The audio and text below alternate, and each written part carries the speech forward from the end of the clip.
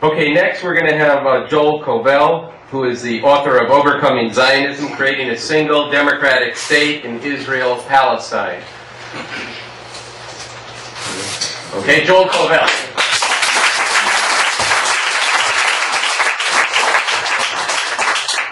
Greetings. I'm happy to be here, very sad about why I have to be happy to be here, as I'm sure you all are. But I'll return to that at the end. I'm also sad that two of our panelists are not with us, both people I've admired a lot, and I hoped for interchange, and I'm sad because I've been away. You know, it's a really super short notice, so I've been away, and I came running back, and I got here, but quite late, so I missed Adam. But I did hear Chris, and who is a non-paral journalist. I mean, he's marvelous, and his writing is fantastic. Deepest admiration for him. Nonetheless, he said a few things I disagree with, and I would like to just raise him for, sort of to key a discussion, to sharpen up thinking a little bit. He said at the beginning that Israel has changed. That was what he said early on in his remarks, that there was a time when it was sort of okay, and now it has ceased to be at all that way. And he dates that change to the Intifadas, first and then the second.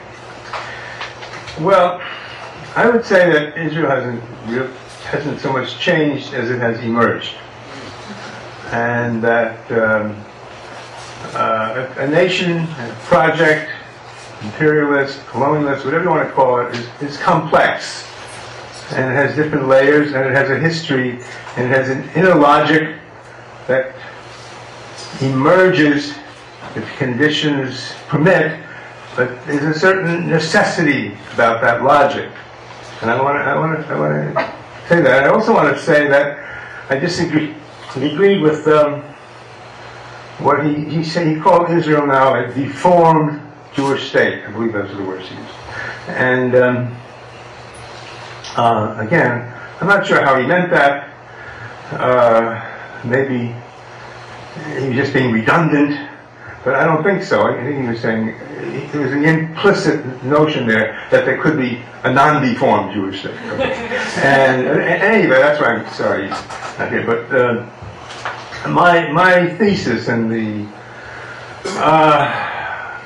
the central idea of my work in this sphere, which has gone on for a while now, and of course it emerges from a Jewish background, which I keep trying to put behind me, but for better or worse, and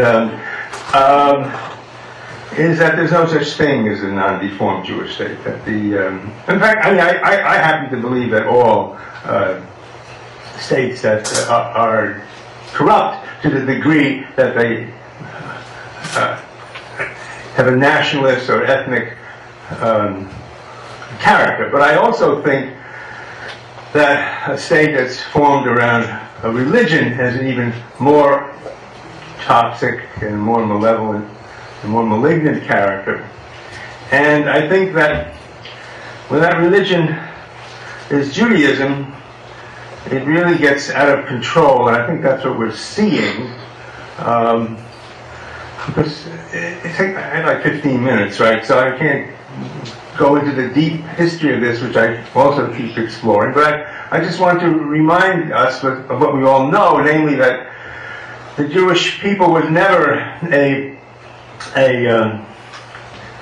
unified nation, but it has become, that fraction of the Jewish people who are Zionists has become a nation out of drawing together at first and abidingly with all of what unites them, and the only thing that unites Jews as such, which is a religion. See, it's a rather different notion, because there are religious states, say in Iran, which I think are bad things and so on, but at least in that case, the religious state is grounded in also a shared sense of the land over centuries and indeed millennia, out of which the religion grew.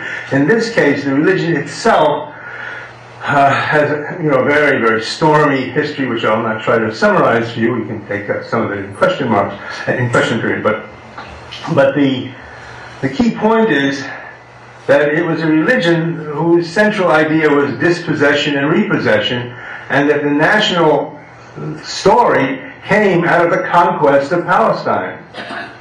And yes, that's how yes, there's a real nationalism there, but it's a toxic, malignant nationalism. And it does go deep into the Jewish tradition. Chris mentions Meir Kahan, who's an awful, horrible man, but even worse man than Meir Kahan was Baruch Goldstein, who in 1994 massacred 29 Muslims at prayer in Hebron, and in a mosque there, who was then killed by the survivors. I have stuff about this in my book, Overcoming Zionism, but it's a shocker. Goldstein, who was a physician and actually was proudly going to the Albert Einstein College of Medicine while I was teaching there. And so I may have had some role, but I hope not a major role in his life. But I never knew him. I knew he happened to be there when I was teaching psychiatry, and he must have taken a course with me. That was not the kind of course you get to know the students, fortunately. But he said before he went off the deep end, so to speak, he said that he was forced out of the IDF where he was serving as because he had come from Brooklyn to Israel, and he was working as a physician at the IDF, and he was refusing to take care of bruised patients who were that fraction of the Islamic peoples in Israel who can tolerate working with him in the army. He said, I won't do it. And he says, I have only two masters. There's only two people that I really follow. One is Meir Kahana, and the other is Maimonides.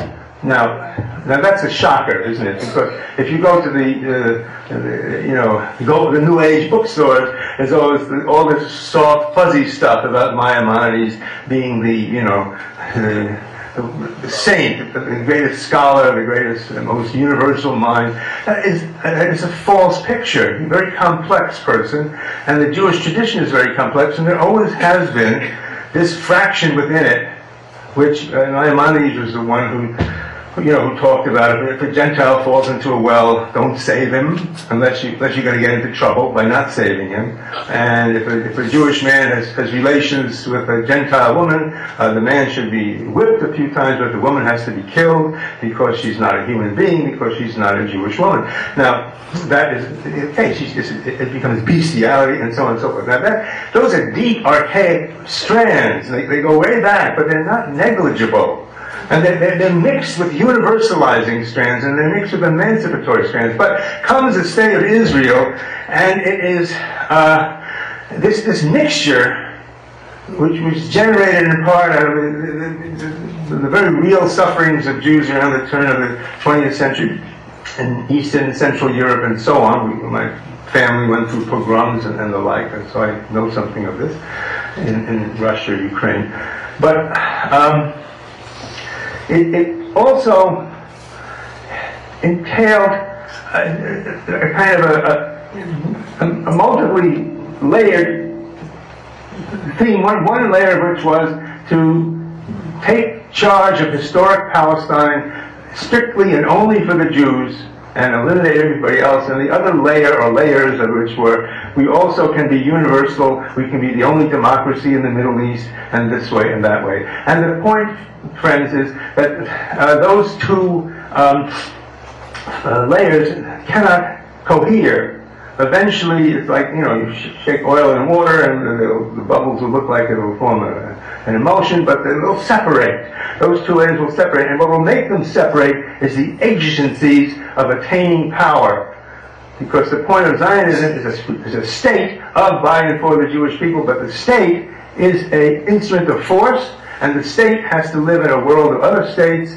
And it goes right back to Herzl, who in his diary in 1897 said, "We shall expropriate gently on the state assigned to us."